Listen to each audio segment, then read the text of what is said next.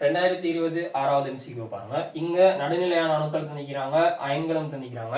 இந்த அணுக்கள் அயன்களோட ஆரை குறையும் வரிசையை உங்களுக்கு ஒப்பிட சொல்லிக்கிறாங்க. அதுதான் உங்களோட 6வது கேள்வி. சரியா? நான் முதலாவது அணு எண்களை குறிச்சு கொள்றேன். அணு எண்கள் சொல்றது புரோத்தன்களோட எண்ணிக்கை. ஸோ இதுல 8 புரோத்தன் நிக்குது, இங்கேயும் 8 புரோத்தன், இங்க 9 புரோத்தன், இங்கேயும் 9 புரோத்தன், இங்க 16 புரோத்தன், இங்க 17 புரோத்தன். சரியா? இதை முதல்ல குறிப்பு.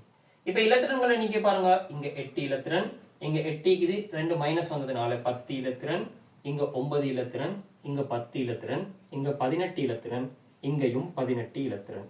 சோ சக்தி மட்டங்களுக்கு அடிப்படையில நாங்க முதலாவது ஓட பண்ணிக்கொள்வோம். இங்க 2,6, சோ இங்க 2,6, இங்க 2,8, இங்க 2,7, இங்க 2,8, இங்க 2,8,8, இங்க 2,8,8. சோ இந்த இடத்துல பாருங்க, இந்த ரெண்டுலையும் இந்த இடத்துல இந்த 4லையும் 2 சக்தி மட்டங்கள் இருக்குது. இந்த ரெண்டுலையும் S2- Cl- 3 சக்தி மட்டங்கள் இருக்குது. சோ பிரதான சக்தி மட்டங்களுடைய எண்ணிக்கை கூடுனா ஆரை கூடும். So oxygen O2- fluorine F- விட S2- Cl- க்கு ஆரை அதிகம். சரியா? இந்த ஐடியாவை நீங்க முதலாவது எடுக்கணும். இதுக்கு பிறகு உங்களுக்கு பொதுவான ஒரு ஐடியா ஒன்று இருக்கும். எப்படியான ஒரு ஐடியாண்டா, நடுநிலை அணுவை விட அன்னையனுக்கு ஆரை அதிகம். நடுநிலையான அணுவை விட அன்னையனுக்கு ஆரை அதிகம். இந்த நடுநிலை அணுவை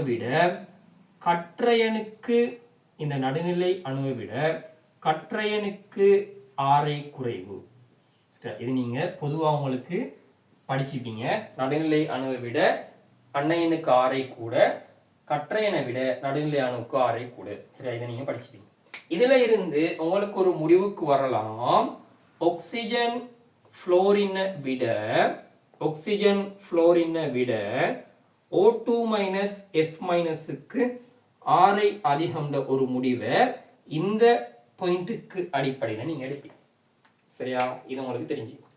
இதுக்கு பிறகு நீங்க இந்த ஃபார்முலாக்கு வர போறீங்க. உங்களுக்கு தெரிஞ்சிக்கும் எக்ஸை விட X- க்கு ஆரை அதிகம். இந்த ஃபார்மட்ல இருந்தா இதை விட X2- க்கு ஆரை அதிகம், இதை விட X3- இப்படி ஆரை அதிகரிச்சு கொண்டு போகும் இந்த திசையில. அப்ப இதெல்லாம் இது நடுநிலை அணு. இங்க வாரது எல்லாமே அன்னையன்கள். இந்த இடத்துல X+ வரப்போகுது, இந்த இடத்துல X2+, இங்க நிக்கல X3+. இவ்வாறு இந்த திசையில வரும்போது இந்த வலமிருந்து இடம் திசையை நோக்கி, இந்த வலமிருந்து இட திசையை நோக்கி கற்றையன்கள் ஆரை குறைவடையும். சோ இந்த ஃபார்மட்ல ஆரை மாறப்போகுது. இதை நீங்க படிச்சுப்பீங்க. இப்ப கவனிங்க. நான் முதலாவது இந்த அயன்களை ஒப்பிட்டு வரும். இங்க பாருங்க, O2- F- நான் ஒப்பிட போறேன். O2- இந்த ஃபார்மட்ல, F- இந்த ஃபார்மட்ல. சோ ஆரை எதுக்கு அதிகம்? O2- க்கு அதிகம். இது விளைஞ்சுதா? இப்ப இந்த இடத்துல நாங்க ஒப்பிடுவோம். F- விட O2- க்கு ஆரை அதிகம். இது ஓகேயா? இப்ப கவனிங்க, இதுல நீங்க பாருங்க, இந்த இடத்துல இவரு X- Cl- டெஃபார்மெட்ல இருக்கிறாரு, S2- X2- டெஃபார்மெட்ல இருக்கிறாரு. இந்த இடத்துலையும் Cl- விட S2- கார அதிகம் இந்த ஃபார்முலாக்கு அமைய. சோ Cl- விட S2- க்கு ஆரை அதிகம். இது ஓகேயா? ரைட். இதுக்கு பிறகு ஒரு தியரி நாம படிச்சிருப்போம். கருஏற்றம் கூடினால் ஆரை குறையும்.